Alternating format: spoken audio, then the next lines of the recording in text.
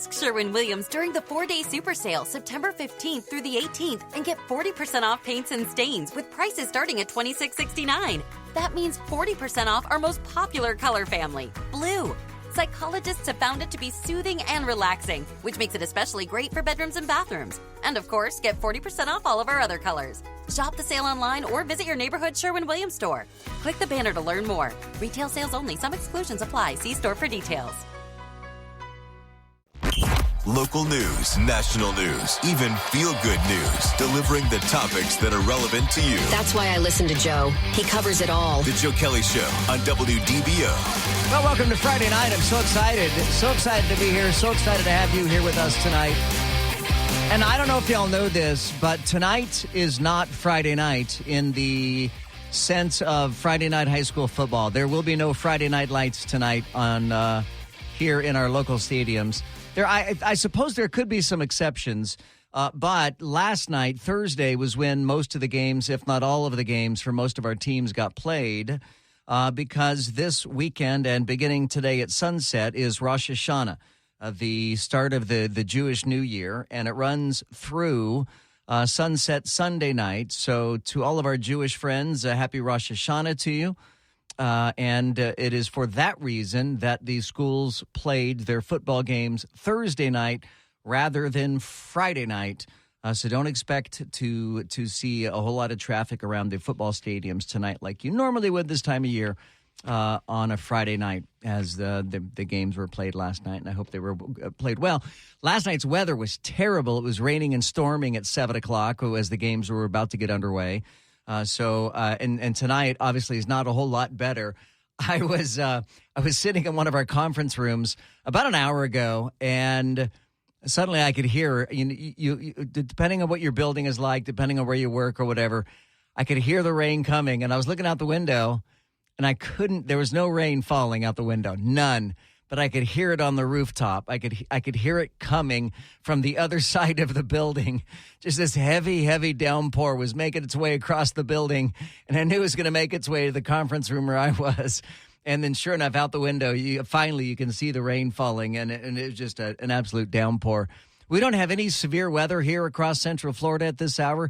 We don't expect to have any severe weather. These are sea breeze storms. There is a launch that is scheduled for later tonight. I think it's 11:38 p.m. We'll get into that coming up a little bit later. That's going to be just a garden variety Starlink internet satellite launch. I did have a bizarre incident happen to me earlier today that I wanted to share with you guys. It happened in traffic. My sweet wife, Ronnie Sue, and I, we share an automobile. We share a car because we're thrifty, and she works from home, and we just don't see a reason to have two car notes. But we share a car, but she found this opportunity. It's kind of a cool thing. So we have a dog and a cat, right? We have Kitty George Washington, and then we have Arwen the Wonder Dog. And there's some sort of function going on in Tampa today and tomorrow. And Arwen the Wonder Dog is earning us $500 because it is some sort of veterinarian conference. And these are young vet students, and they asked for volunteer dogs to come be poked and prodded and sonogrammed and x-rayed and all kinds of things. And Arwen, who is a Yorkie poo, right? So part Yorkie, Yorkshire Terrier, and part poodle, which is just adorable. And Arwen is so wonderful at being touched. He doesn't have any problems. You can thump him, poke him. You can wipe boogers out of his eyes. You can do whatever, and he will just sit there and smile. He has the most wonderful temperament and truly is like the best dog for veterinarian students to be poking and prodding. So my wife took the car to Tampa today to go let Arwen get poked and prodded by vet students. So I had to catch a Lyft or an Uber to work today. As fate would have it, I was in a Lyft on my way in, and I was having a nice conversation with a driver, a guy named Tony. Hang on, I'd narrow it down. Was it Tom? No, it wasn't Tom. Was it Terry? No, it wasn't. It was Tony. Anyhow, it's not the point. Point is, so Paul, as I'm riding in the back seat, and Tony, you know what? I think it was Tony. I don't know. Anyhow, it starts with a T. So some guy whose name starts with a T. We're driving down the 408 right by the Good Homes Road exit. So we're going eastbound on the 408. And I wasn't watching ahead because I'm not driving. Why would I be watching ahead? I was doing my own thing in the back seat. But suddenly I heard Tom, Tony, Terry, Timmy. He suddenly said, "What the?" And as soon as he said that, I quickly whipped my head up to look to see what was ahead of us. And damn, if there wasn't a woman standing, shoulders squared off, facing into traffic in the second traffic lane over, standing there, facing down traffic in the middle of traffic lanes. I mean, I was gobsmacked. I could not believe what I was seeing. And this woman was just standing in the middle of lanes. The speed limit there is 65. People are doing at least 70. I think we were probably doing 70. I didn't look at the dash, but that's about how fast we were going. And fortunately, Tom, Tim, Terry, Tony, I think it was Tony. Anyhow, Tony swerved and missed the woman, thankfully. And I whipped my head around to look out, back behind the car, and that woman didn't move. I mean, she stood there, and I am 100% convinced that she was looking to get run over. I'm just absolutely convinced of it. I don't think there's anything you could tell me that would convince me otherwise, that woman didn't want to get run over by traffic. And she was just standing there in the middle of the road. She wasn't walking. She wasn't walking across the lanes like she was trying to fetch something that fell out of her car. I mean, she was just standing in a traffic lane on 408 eastbound. So Tony, Tom, Tim, whatever the hell that guy's. So the driver, can I just call him the driver? Is that going to be okay? Or is that problematic? So the driver's like, oh my gosh, can you believe that? Well, as he's, and he's kind of wiping the sweat from his brow thinking, man, that was a close one. I was really quick to grab my phone and start dialing 911. I did not take a picture. I didn't have any video or picture to take of the incident because my first thought was to call 911, not to get a picture of this woman standing in a traffic lane. Now, your first call was to 911. But who was your second call to? It was to Paul Cross. Because I wanted to call Paul Cross because, in part, I wanted to know how it ended up. I wanted to know what happened after we drove by. So I called 911, and clearly, I don't know that I was the first call to the dispatch, but I was the first call to that dispatcher. She had not heard that before. Sometimes, when you're in traffic and you call 911, the 911 operator will finish saying what you were about to say before you say it because they've already heard it from 20 other people. And in this case, this dispatcher clearly had not heard this before. She had 1,000 questions for me. Did you see a gun? Was there any kind of weapon? She asked. I'm like, no, I didn't see a weapon.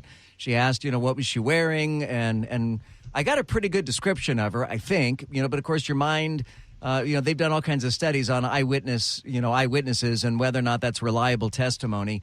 But it was just so bizarre to look back and to see that woman still standing and cars swerving out of the way. I mean, there had to have been dozens of cars that encountered this woman standing in the lanes. Like that. Especially on the 408. That's like the Wild West when you're driving down the 408 during certain sections, Absolutely so. And it was this morning. There was a lot of traffic, a lot of cars, and a lot of people going fast. And there was a car on the shoulder on the side of the road. And as Paul said, my second phone call was to Paul Cross. And I said, Paul, I just want to give you a heads up. I just saw this on the 408, and it was like exit 2 near Good Homes Road. And I know that you have cameras. Paul's the man with the cameras, man. He's got cameras everywhere. You beware of Paul Cross. He's got cameras all over the place. I'm watching you. Yeah, all over the place, man. Like the Santa Claus of traffic. Right. That's right. So he knows when you're good and bad, right? So you pulled up the camera right away, and you were able to tell me, hey, there's a cop on the scene. Yeah, they didn't have anything mentioned anywhere as far as any kind of an incident happening there. So you were the first call that kind of lightened me up with this. But yeah, when I got to the camera at Good Homes Road, there was a police vehicle on the left shoulder, but kind of sticking out in the left lane a little bit. And I could just make out that there was a pedestrian with this police vehicle. And I couldn't tell what was going on, but it is exactly the way you described it. It was a pedestrian. There was a person on the lanes, in the lanes. But after just a few minutes, they were both gone. So maybe she got into the car with him and left. I did not see the actual leaving of the scene because I went back to it again and they were gone. So I'm thinking, because there were no reports, that everything was okay. Let's hope that she was okay mentally, and you never know. You never know what people are going through. No, you don't. You don't. And I don't know if the woman was having a mental breakdown, if she was on drugs, if she was abused, if she was drunk, if she was going she could have been running away from someone, just like you know, you never know, and looking for help, and that was not a good way to do it, looking like you're going to get hit by a vehicle, but hey, like she you got mentioned, the if it was attention. in a panic, like at that point, you just kind of get anybody's attention if you're in a situation like that, for sure. I guarantee you that dozens of drivers woke up real fast when they saw that woman standing in the middle of a lane. And my biggest fear was going to be that someone was going to swerve out of the way, and the car behind them that swerved, wasn't paying enough attention, and we're just going to plow right through her. And that was my biggest fear, was that two people were going to be injured, and that would be the woman standing in the lane and then the driver of the car that could have hit her. Yeah, and the other part of that is, like you said, swerve out of the way and the car behind following too close and not seeing her and bang. But the other thing is, a lot of accidents happen while trying to avoid an accident or avoid a crash. They swerve very quickly to get around, and they hit the car next to them, which kind of like, if it's really crowded, it becomes a domino effect. You hit other cars. You could have cars roll over. They hit the median, things like that. So anytime there's an object, and that's why if there is an object on the road, I will report it, whether it's a little part of a car, like a fender or a piece of fender or a tire.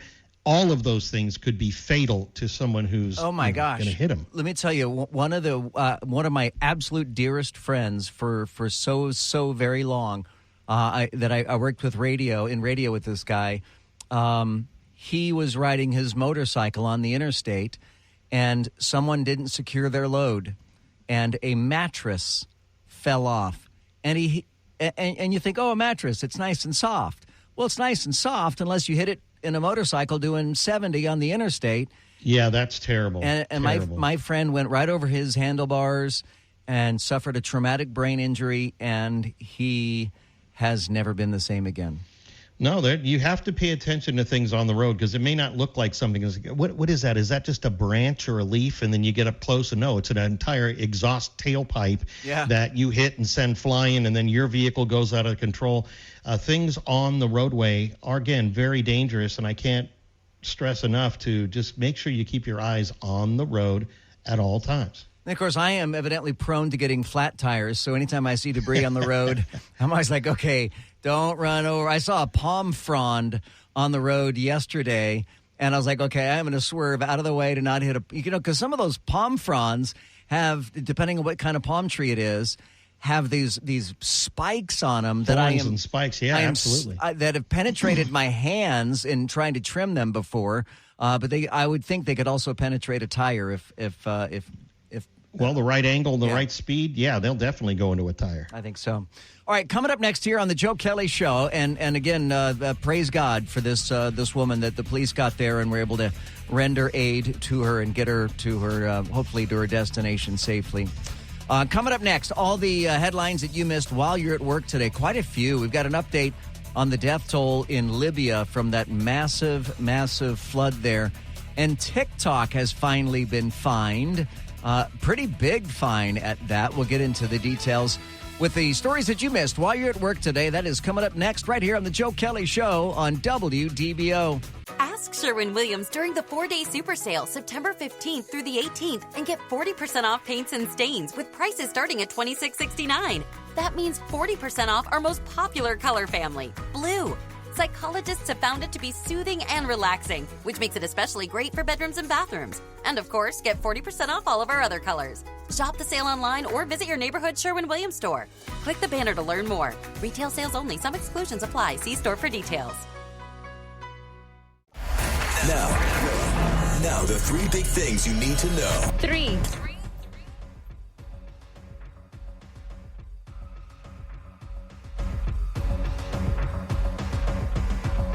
This is WDBO 107.3 FM and AM 580, Orlando's news and talk. I finally saw the movie Nobody with Bob Odenkirk and Connie Nielsen and Christopher Lloyd. What is that on, Paul? Was that on Net? It's not on It's Netflix. on Netflix. It I is on believe Netflix? it's on Netflix. Yeah, it's a great movie. I thought it was Amazon Prime. Anyhow, it came out like 2 years Could be. ago. Came out 2 years It's ago. on one of those. And it is by the same producers or writers or directors or somebody as John Wick. And basically the movie is John Wick. It's the same thing. Even has Russians as the bad guys. And instead of a dog, right? So John Wick snaps because the Russians kill his dog, right? Well, in Nobody, the title character played by Bob Odenkirk snaps because someone stole his daughter's kitty cat bracelet. And so he just goes bonkers because someone stole his daughter's kitty cat bracelet. And Bob Odenkirk is not the most machismo guy. No. You know, he's Better Call Saul. That's Yeah. Saul Goodman. Right. He's not like the total action star, but Yeah, he totally really surprising. pulled it off. But, you know, that was the appeal of the movie, is that he's just an average Joe Yeah. who just, no pun intended, Yeah. who just happens to be a badass in this movie. Highly recommend it. It is violent. I don't remember if the language is really bad or not, but it is definitely violent. No sex, which is good. But it is. I don't know. It's like comical violence to an extent. Anyhow, I just really enjoyed it. Nobody. I don't remember what channel it's on, but find it somewhere. All right, here's what you missed while you're at work today. The death toll from the devastating floods in eastern Libya now surpasses 11,000. That, according to the Libyan Red Crescent. The Red Crescent is the Arab world's version of the Red Cross. Since, cross, they don't do you get the idea. They still have some 9,000 that are unaccounted for. So it is believed that the death toll is going to be upwards of 20,000 when it's all said and done. 7 hours ago, the Associated Press reported that European regulators slapped TikTok with a $368 million fine for failing to protect children's privacy. The first time that the popular short video sharing app has been punished for breaching Europe's strict data privacy rules. You know, Europe has really strict data privacy rules that we don't have here in the United States. I kind of feel like I rarely envy laws that they have in European nations, but I'm all for better online digital privacy rules. We might ought to take a look at what Europe is doing and try to emulate something like that.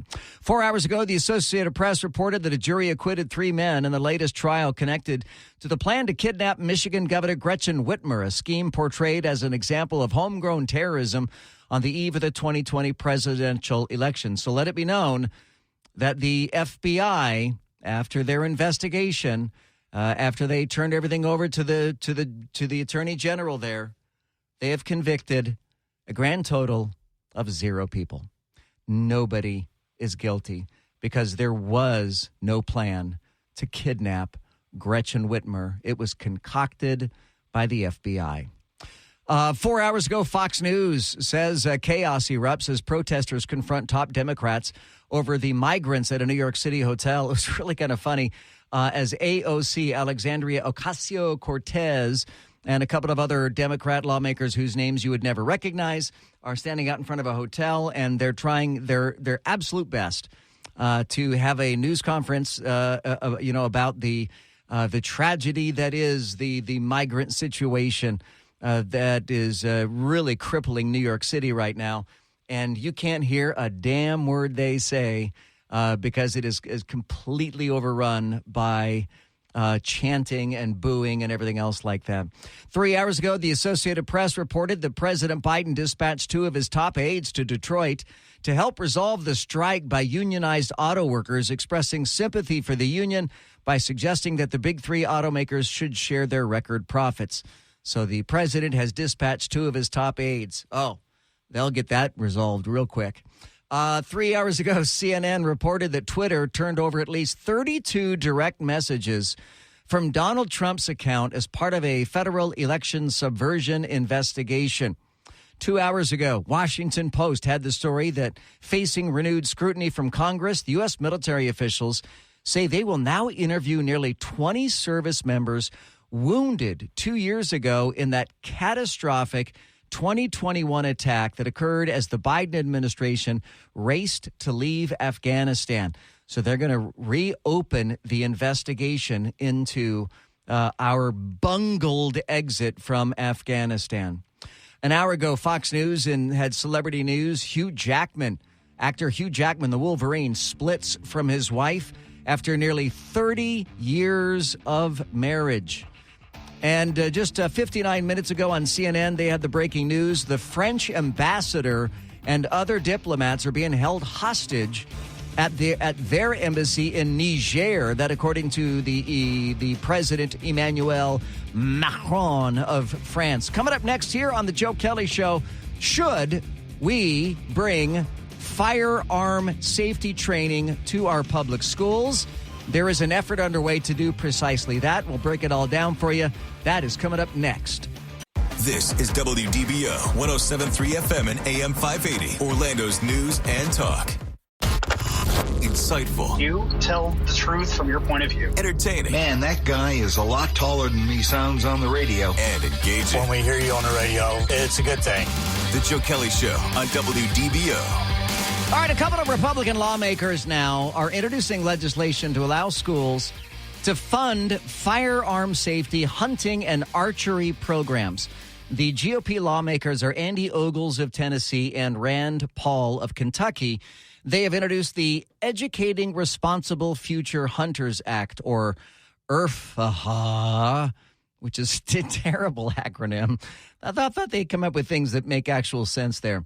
I don't like the fact that it has the word hunters in the title. Educating Responsible Future Hunters Act. I feel like they should know better than to try to categorize firearm use as for hunting only.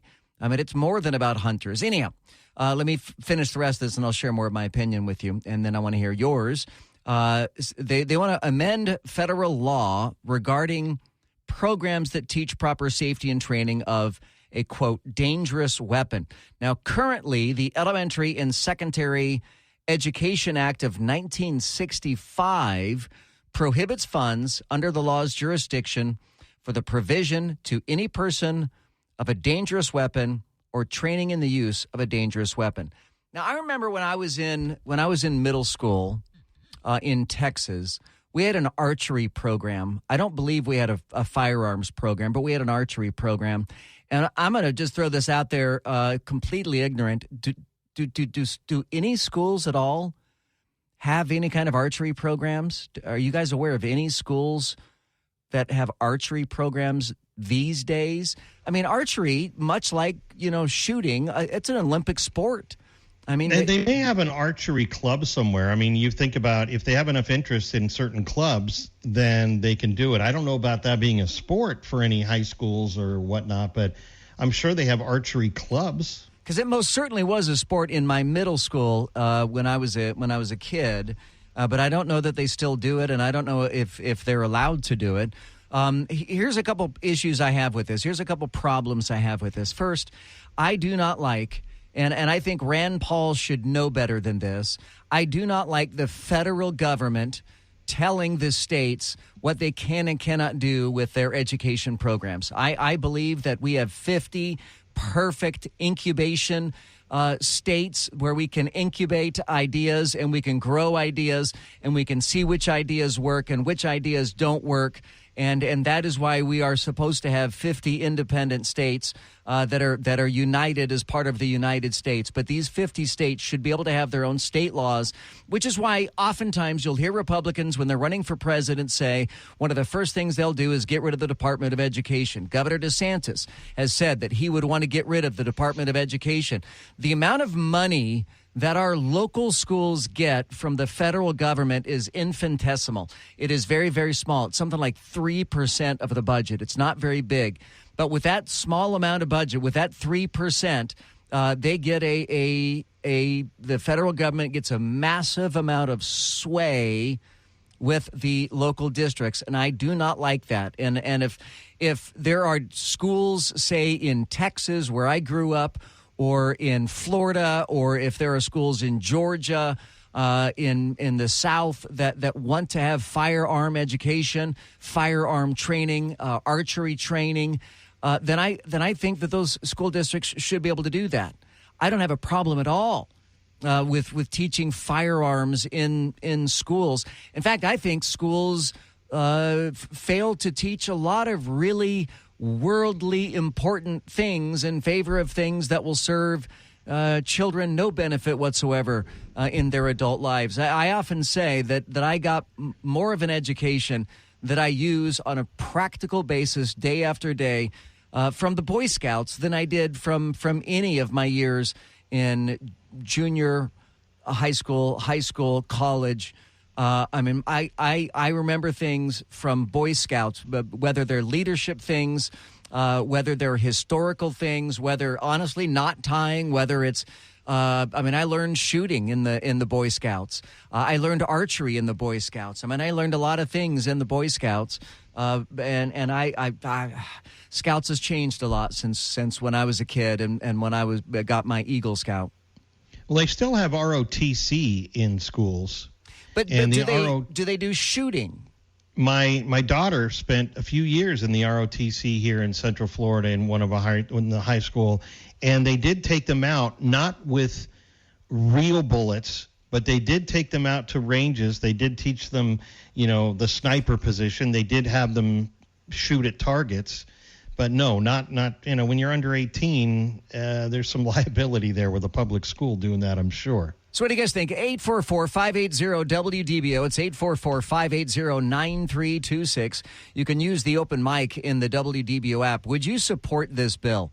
The bill that the lawmakers have named the Educating Responsible Future Hunters Act that would change federal law that would allow local school districts to be able to teach these kinds of classes. And I guess to that end, it's not as problematic as the original bill in 1965 that prohibited it.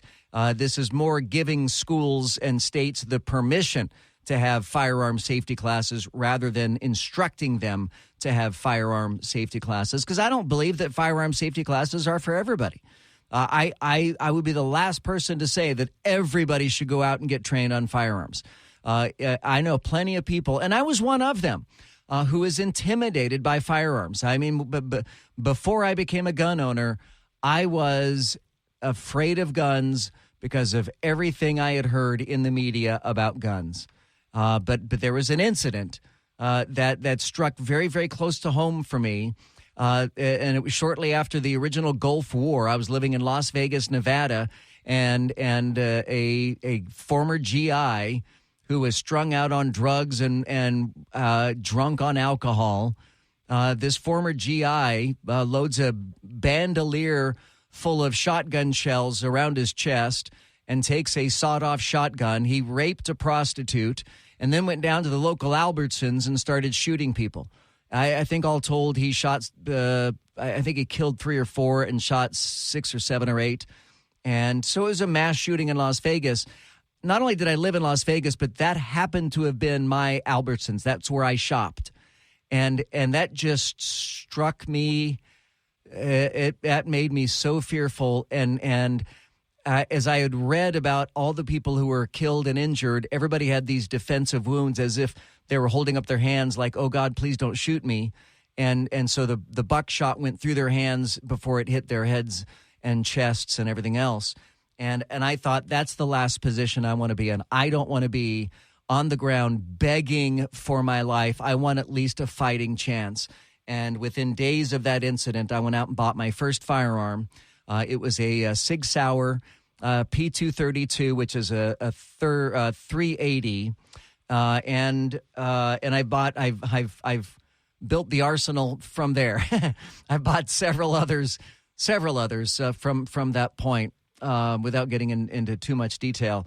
But the first time I walked into a gun store, I felt dirty. I felt like one would feel walking into like an adult toy store or pornography store or something like that. I just felt dirty going into a gun store. Now I walk into a gun store, it's like walking into Walmart to me. I mean, it's nothing. And I get excited about going to the gun store to go buy ammo or to go do some shooting or to go hit the range or do whatever. It's exciting for me, but it was a lot different when I first got my first gun. Let's go to Pat in Lake Mary joining us at 844-580-WDBO. Hey, Pat, how are you? I am fine. How are you? I am great. Thank you so much for asking. I've missed having you. I had to go listen to repeats. Well, I appreciate that. Thank you, Pat, so much. I'm glad to be back. Okay. I'm kind of telling my age a little.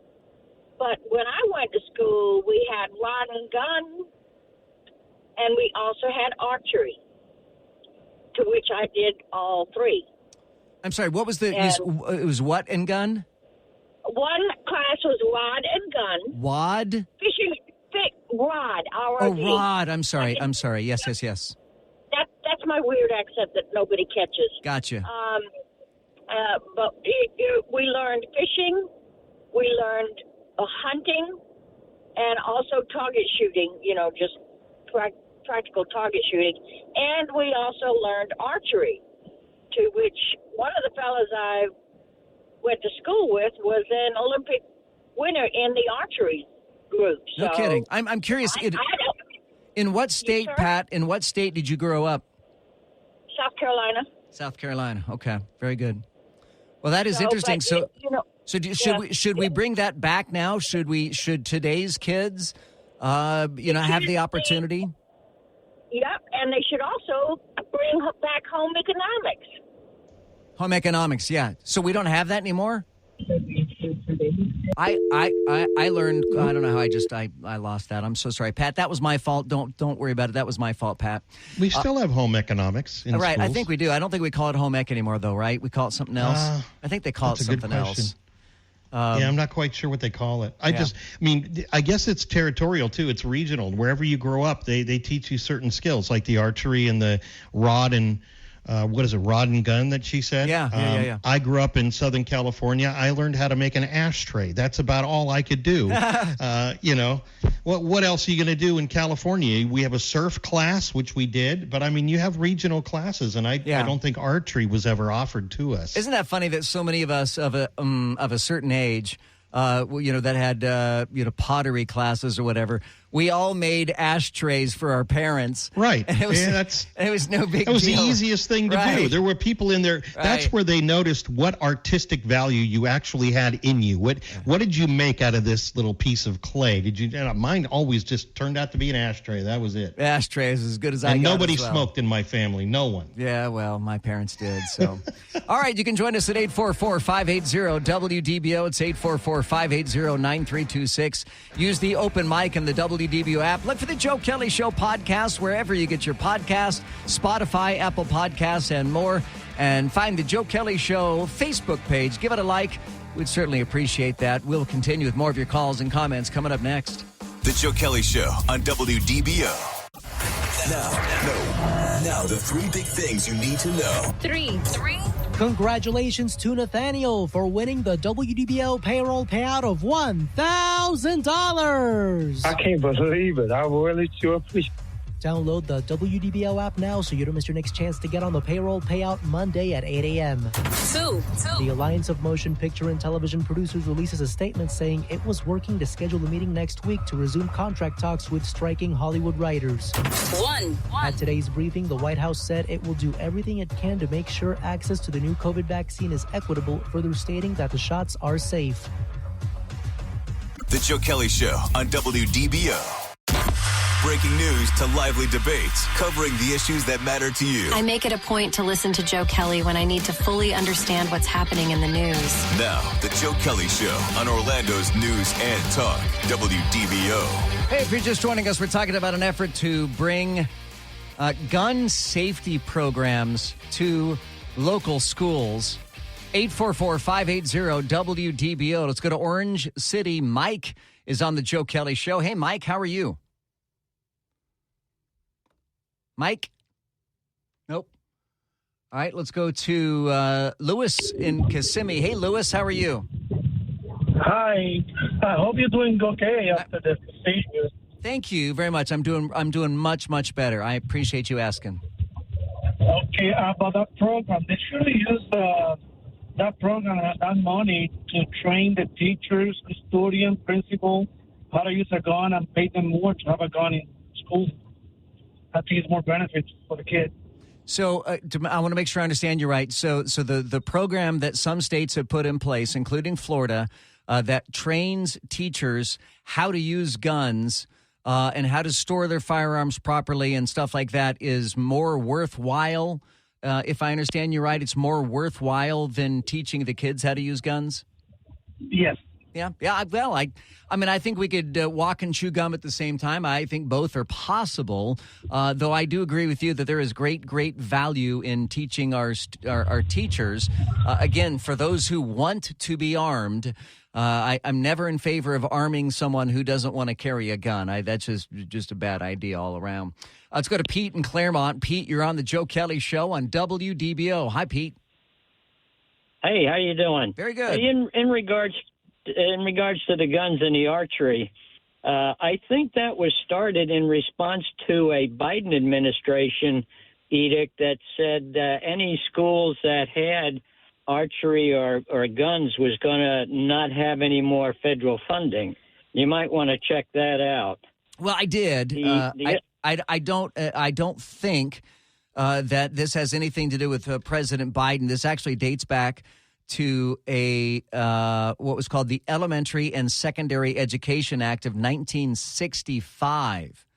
And that prohibits federal funds under the law's jurisdiction for the provision to any person of a dangerous weapon or training in the use of a dangerous weapon. So this vastly predates Biden's term in the White House. We'll continue this discussion coming up in a few minutes. Plus, kids are ridiculously expensive. We'll have the details about that. And Vivek Ramaswamy, evidently a lot of former staff members of Vivek Ramaswamy are coming forward to say that the guy is a tyrant to work for, particularly when it comes to the air conditioning, which I can really relate to. We'll get into that for you coming up in the next hour. Stay with us. It's the Joe Kelley Show on WDBO. The Joe Kelley Show on WDBO. WDBO Orlando, WOEX-FM HD2 Orlando, W297BB Orlando.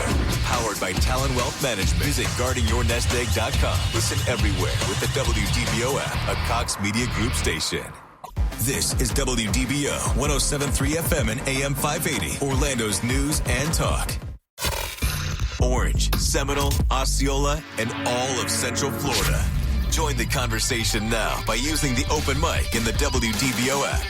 Now, the Joe Kelley Show on Orlando's News and Talk, WDBO. So if you're a talk radio host, the last hour of the week is like last call at a bar, okay?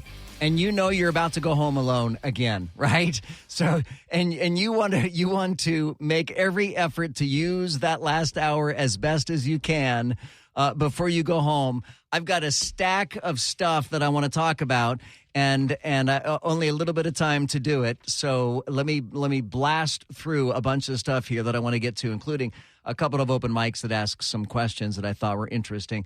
In the last hour, we were talking about bringing guns and firearm education into our schools, and we had this open mic. Hey, Joe, I say let them teach the Hunters Act. I mean, if it is incorporated in weapons training, cool, because they also have FAA stuff. They also have, they got away from a lot of schools with auto mechanic shops. They need to put that back in school. That's basic knowledge. You drive a car every day, basic auto mechanic skills.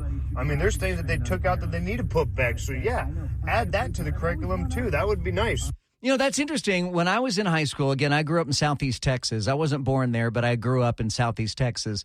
And we had a full-on auto mechanic shop, and we had kids who took auto mechanics. And honestly, I've glanced at a couple of their Facebook pages, and it seems as if they're still doing it and have done it quite successfully all these years, all these decades, quite frankly. Many of them own their own auto mechanic shops. And in fact, Paul Cross, I had a 1967 Ford pickup truck, candy apple red, beautiful, sweet. It didn't have a fancy engine. It was a straight 6 engine, but I turned over my truck to them and said, you can have my truck as a project, put a new engine in it. And they put in I ended up getting a V6 instead of a straight 6. I didn't have the money for a V8. But, you know, back that was a 1967 Ford, and the year in which I owned it was like 1984. So it was a classic at the time. Could have done the whole greased lightning thing. You could have had the dance number on there and everything in the shop class or auto club. But, yeah. But I mean, I honestly don't know if auto mechanics would be a good thing in today's high schools, because today's brand new cars are so hard to work on, to do your own work on them. I see that. I get where you're coming from on that, but not everybody is going to have a newer car. And I think basic working on cars, just your basic stuff, is very important to learn. I think trades are extremely important to learn. Yes. So, you know, if they have to look at what the future is going to be, the best jobs in the future, the most promising jobs in the future, and kind of adjust the curriculum to teach those certain things, I think that would be something to talk about. So I was, when I was in high school, I was fascinated by the media at a very young age, and I was in my high school journalism class, and I was the high school photographer.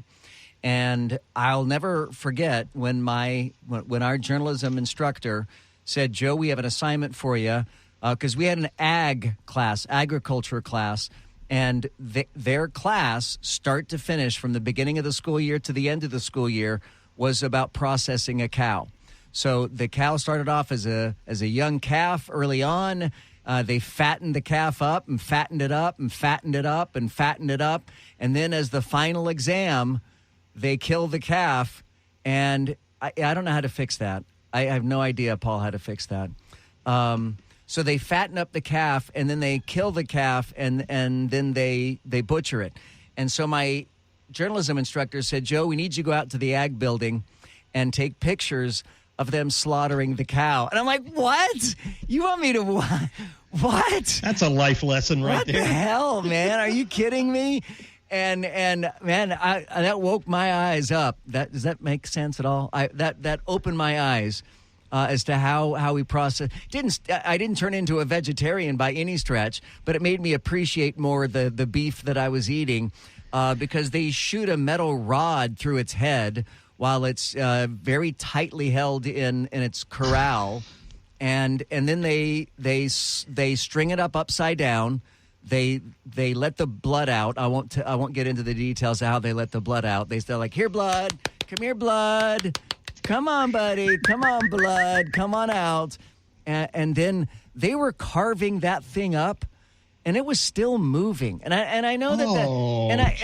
No. Listen, I know that it wasn't alive, but there's still electrical systems in muscles, right? So it was still twitching. I mean, they put the cow's tongue in a bowl, and it was twitching in the bowl.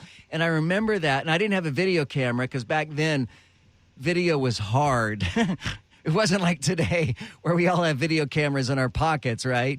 So I had to take pictures of that, and that was left an indelible mark on my mind. I bet. I will tell you that even my mom, my poor, sweet mom, God rest her soul, she was a saint. She grew up on a farm. And so some of the things that she had to do on that farm, I would look at her like, you are the devil incarnate. You can't. How can you possibly do these certain things? Either, taking care of gophers. She and her older brother would just wait by the hole with a stick or a bat, wait for a gopher to pop its head up, smack it, bam, kill it, because they were eating up, certain things and the things that she would tell me, and it's just like, wow, I never in my life pictured my mom being able to do that, because I couldn't picture myself doing that. Yeah, So, I can't kill things. There was a spider in the house, and my wife was kind of having a fit about it, and she said, take that spider out, and I did. And honestly, we had a great time. I was just gonna say, come to find out, what kind of wine did you order? Come to find out, he's a web developer, and we had a really good time. And so, well, that's my daughter says the same. My daughter says there's a spider in my bathroom, and she won't let me kill it. Yeah, I don't kill. Nope, get it on a tissue paper, take it outside, let it go. Thing. Yeah. Open mic here with a good question. I still haven't heard what the reasoning for the flooding in Libya is. I know that it flooded there, but what was the reasoning behind the flooding? So that's a good question. So this is really interesting, and boy, this is that's why, I kind of talked about this earlier in the week in biblical terms. And when I say earlier in the week, I mean yesterday.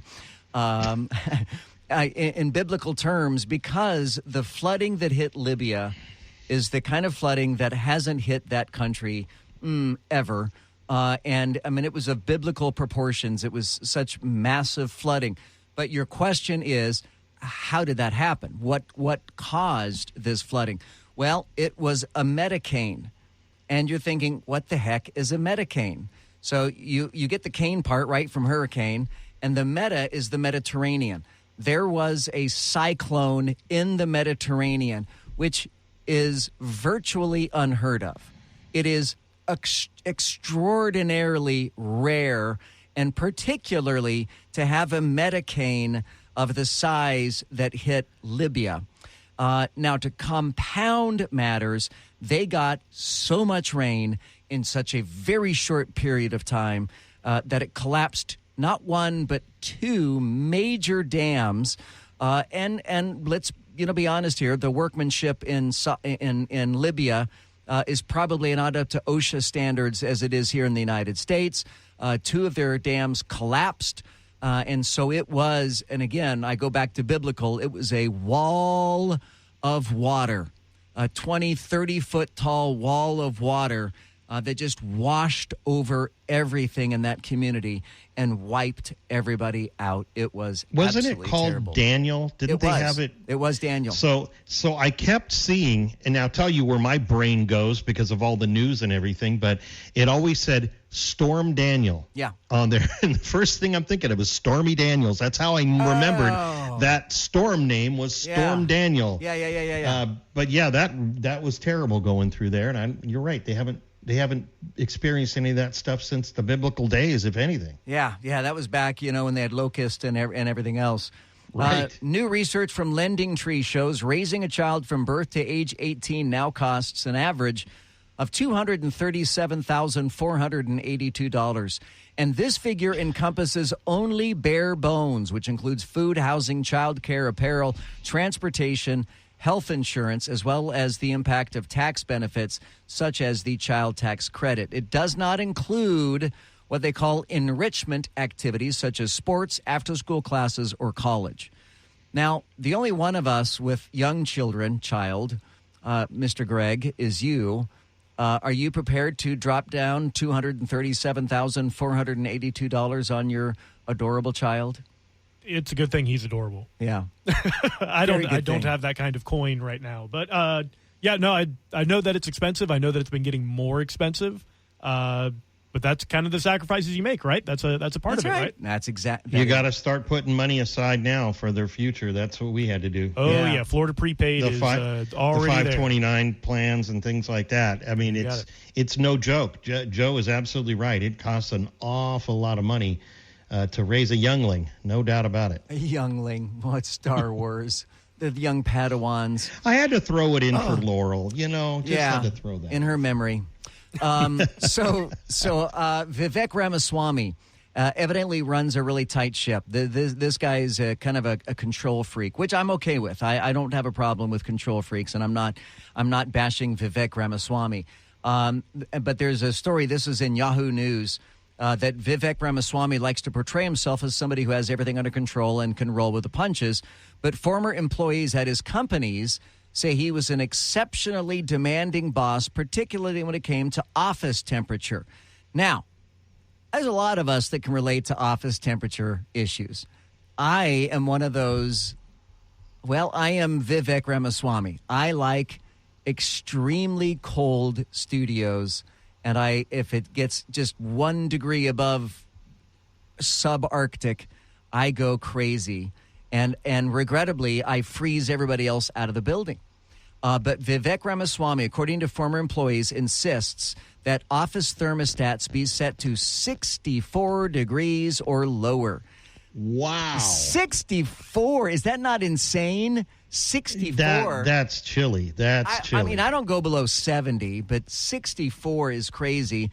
So cold in the offices that people have to wear fleece jackets inside and use space heaters at their desks.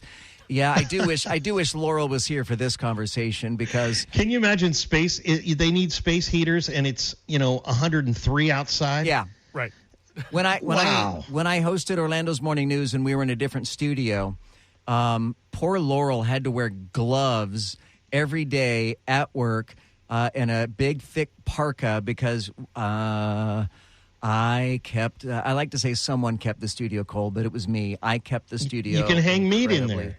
You could definitely hang meat in there. Ramaswamy, I thought this was interesting as well, has hired former Army Rangers as his bodyguards. At one point, his campaign hired 3 at once. In addition to ensuring the safety of Ramaswamy and his family, one of the 3 Rangers' main job was to arrive at his hotel rooms before he did to make sure they were cold enough for his liking. That's awesome. I didn't like Vivek Ramaswamy after the debate. I thought he was a blowhard and didn't care for his performance. But I like the way he runs an air conditioner, so maybe I'll vote for him after all. I don't know. It's amazing what you could do with lots of money, though. Huh? All right, coming up in a moment, we're going to talk about something called fried rice syndrome. It is real, and you can die from it. Fried rice syndrome. We'll get into that coming up next here on The Joe Kelley Show. The Joe Kelley Show on WDBO. The Joe Kelley Show on WDBO. Talk and discussion on the latest breaking national news. Crude oil prices continue to fall. Local news. You're not going to have Disney have its own government in Central Florida. And stories that matter to you. Use the open mic in the WDBO app and let your voice be heard on The Joe Kelley Show. So when I was sitting in the hospital, I was just thumbing through some news stories, and I saw this headline about fried rice syndrome. And I flagged it. I thought, I might want to talk about fried rice syndrome. And then I forgot about it. And then it's back with a vengeance. I wouldn't be surprised if you have heard this in other circles, fried rice syndrome, because now dietitians and former chefs are posting videos on TikTok warning about fried rice syndrome in the aftermath of a 20-year-old that died after eating food that he had left out. Now, what is really interesting about this is that the 20-year-old at the center of the story died in Belgium in 2008, a very long time ago. Even though it's been some 15 years since the incident occurred, recent social media posts have brought it back into the internet's consciousness. According to the case report, which the Journal of Clinical Microbiology published, Paul, do you still subscribe to that, to the Clinical Microbiology, the Journal of the Clinical? Yeah, I've never stopped. I've continued on with that for the last decade or so. So yeah. And they have the Biologist of the Month fold out. The centerfold this month is amazing. Yeah, I bet. You should see her lab coat. So this 20-year-old dude ate leftover spaghetti from 5 days earlier that had been left out at room temperature the entire time. 5 days. Look, right now, at this very second, in our work refrigerator, in a blue Tupperware. It's not a Tupperware. Sorry, I know Tupperware. I don't know if all of our listeners know this, but Tupperware's world headquarters is right here in Orlando, and so I've got to be careful using the word Tupperware. It's a copywritten term, and it is not Tupperware that it's actually in. It's in some sort of blue food storage container. Very litigious, those Tupperware people. Yes, they are very much so. So right now in our work refrigerator, there is a spaghetti that is mine. It is mine, and it has been there for 3, 4, maybe 5 weeks or something like that. Oh, come on. Really? It has been there for a while, and I am not entirely convinced that it has gone bad. I still am holding out hope that I might go and eat that spaghetti. But to leave it out on the countertop for 5 days... Now, evidently what the guy thought was, and a lot of people may think this, that when you warm it up in the microwave, you think that it is going to kill whatever organisms may be growing or whatever. Well, that is the moral of the story. That is the takeaway from this story, because it is not the case. You cannot microwave away some of the toxin-producing bacteria, and this guy passed out the night he ate the spaghetti and died overnight. Died from eating 5-day-old spaghetti that had been sitting on the counter. That wasn't the way I thought this was going to end. I thought he'd have a sick day, but no, killed him dead. Killed him dead. Yes. Yeah. So just let that be a warning to you. And there's and the reason why it's called fried rice syndrome is because that's the primary culprit is leftover fried rice. They say that when rice is cooked, it's often left at room temperature for 2 hours or more to cool before frying it with other ingredients. Well, cooking it won't kill the bacteria that's in it.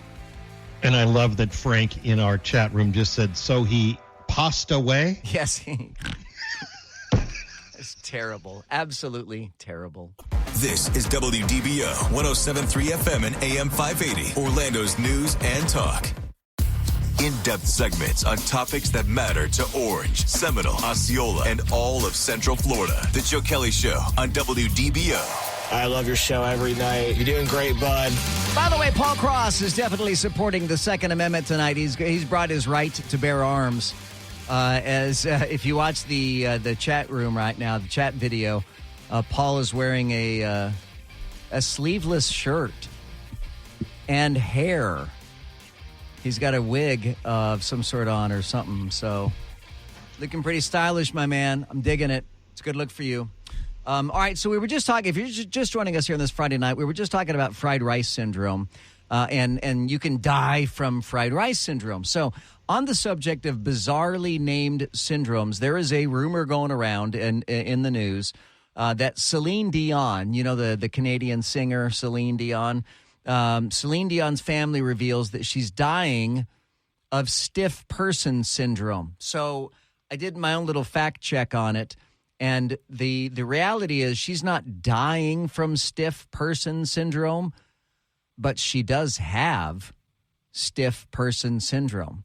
Now, you may be thinking, what in the world? What is stiff person syndrome? I know she's had health scare, or health issues, but what is that? Why, let me ask. Hey, Google, what is stiff person syndrome? On the website rarediseases.org, they say, stiff person syndrome, SPS, is a rare acquired neurological disorder that most often causes progressive muscle stiffness, rigidity, and repeated episodes of painful muscle spasms. Muscular rigidity often fluctuates, i.e., grows worse and then improves, and usually occurs along with the muscle spasms. That sounds terrible, doesn't it? I do not want to get stiff person syndrome. It's like having rigor mortis before you even die. Right. Wow. How uncomfortable. How Poor terrible, girl. terrible, Jeez. terrible. And I don't know what kind of treatment she's getting for that. But they say, I did some other research on this, that you're more inclined to die. People don't generally die from stiff person syndrome. Instead, they'll die from an infection related to it or something along those lines. So that latest there from Celine Dion. Speaking about celebrities, Elliot Page. Do you guys know who Elliot Page is? Yes. Elliot Page may be better known or formerly known as Ellen Page. That's her so-called dead name. Her dead name is Ellen Page. She transitioned and became a dude and changed her name to Elliot Page. I thought she was a very compelling actress. I loved her in, of course, I'm going to forget the names now, Inception. She was great in Inception. She was great in Juno. In fact, I think she was nominated for or won an Academy Award in Juno. She's just a really compelling actress, cute as can be. She's a dude now, and she loves to pose topless for pictures. She had her breasts removed. She's got a six-pack abs that we should all be jealous of. I mean, she has ripped abs. But she wants to eliminate gender award categories. She calls it binary thinking. Binary thinking, as if there's only two genders out there. You bunch of binary knuckle draggers thinking that there's only two genders out there. So she wants awards programs like the Screen Actors Guild and the Academy Awards to stop having women's and men's categories and just have it as a best actor category, and that would encompass men, women, and any other gender in between that they say exists. I honestly, if there was a topic that I cared less about, I would be hard-pressed to find it. This on so many different levels do I not care about this. And I'm going to just guess. My job is to know our listeners. And I'm going to guess from a listener's perspective, y'all also don't have a dog in the hunt and couldn't possibly care less if they get rid of gendered award categories. I think gendered award categories matter in athletics, but I do not think they matter whatsoever in the world of entertainment. It doesn't matter at all.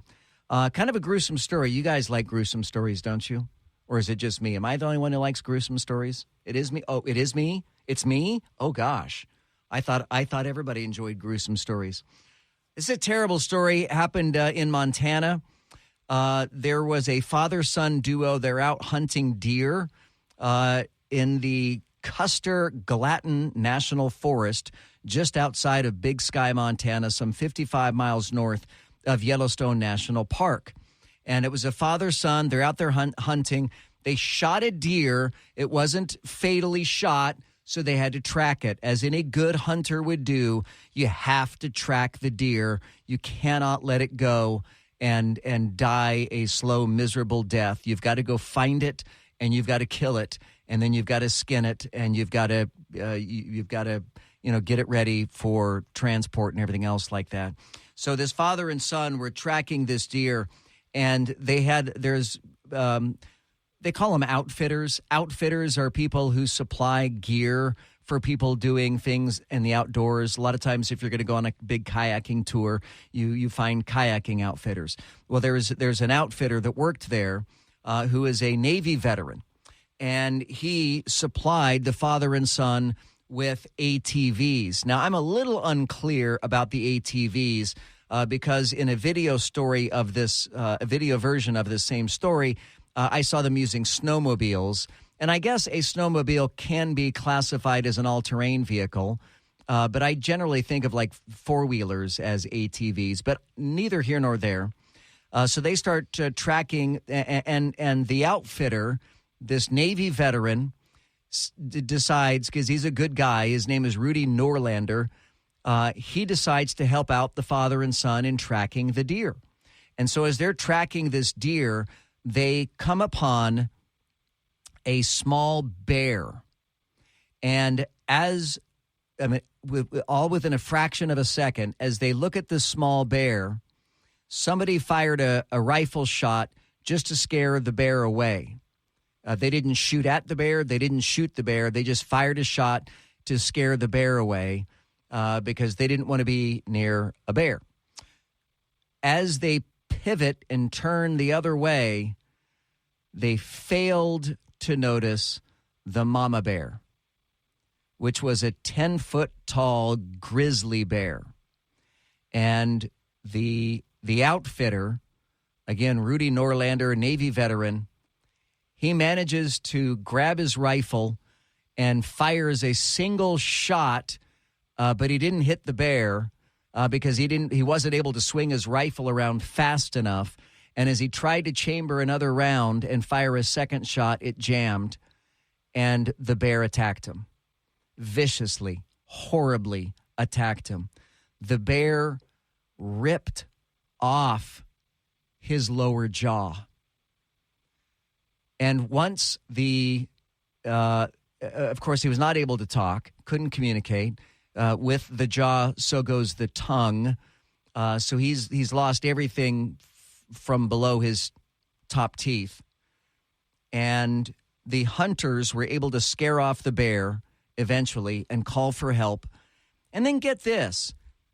This poor guy, this outfitter, the Navy veteran, Rudy Norlander, lies unconscious for 2 hours waiting for the rescue helicopter. The rescue helicopter was delayed because they were afraid that there'd still be bears in the area. They didn't want to land the helicopter for fear of bears. I don't know exactly how bears work, but I cannot imagine in a million years that a bear, a big, aggressive, grizzly bear, is going to hear the sound of a helicopter and look up and say, "What is that? Oh, let's go check this out. Let's go find that. What's making that noise?" I think a bear would be scared off by the helicopter rotor blades. But so this guy lay unconscious for 2 hours waiting for the helicopter to land, finally land. The guy is in critical but stable condition. He is expected to survive. He will need extensive, absolutely extensive plastic surgery for recovery. It was the aggressiveness and the gruesomeness of the cocaine bear, minus the cocaine. I'm Joe Kelley. It's the Joe Kelley Show on WDBO. The Joe Kelley Show on WDBO. The Joe Kelley Show on WDBO. News, weather, traffic, all the things you want on your drive home. Plus, Joe Kelley being, well, Joe Kelley. Now, the Joe Kelley Show on Orlando's News and Talk, WDBO. All right, if you think robots are coming to take your job, you're right. Robots are definitely coming to take your job. I saw this story in therobotreport.com. The Otto Group, one of the OTTO, by the way, not AUTO, but OTTO, Otto Group, one of the world's largest e-commerce retailers, has signed an agreement with Boston Dynamics. Boston Dynamics is the company that has that started with DARPA, the Defense Department initiative to create all these great robots. And Boston Dynamics is no doubt leading the field in America with robotic creation. But the Otto Group is going to deploy dozens and dozens of new Boston Dynamics robots to their factories. And they've got the different names for these robots. I didn't realize this. They're going to deploy Spot robots in more than 10 different facilities and Stretch robots in more than 20 over the next 2 years. The Spot quadruped robot, so that's the dog robot, right? The one that looks like a dog, is going to support tunnel inspections and predictive maintenance activities for operations equipment. This will include thermal monitoring, analog gauge reading, and acoustic detection of pressurized air and gas leaks. A fleet of Spot robots will also run autonomous missions where they'll collect data for machine learning models to support tasks like fire exit egress monitoring and detecting slight changes in storage racks to keep Otto Group's warehouses safe. This as in Tallahassee, they just opened a 6-story facility, an Amazon fulfillment center that is almost entirely robotically run. Yeah. Wow. Yeah. They're going to have thousands of robots there. They're coming to By take the way, our jobs. Joe, the gun that the guy used with the bear, that? Yeah. It's official Red Ryder carbon action 200-shot range model air rifle with a compass in the stock and this thing that tells time. He could have shot his eye out with that thing. He could have. Have a great weekend, y'all. We'll see you back here on Monday.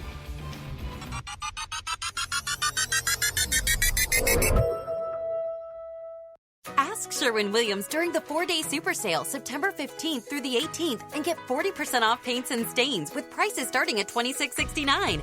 That means 40% off our most popular color family, blue.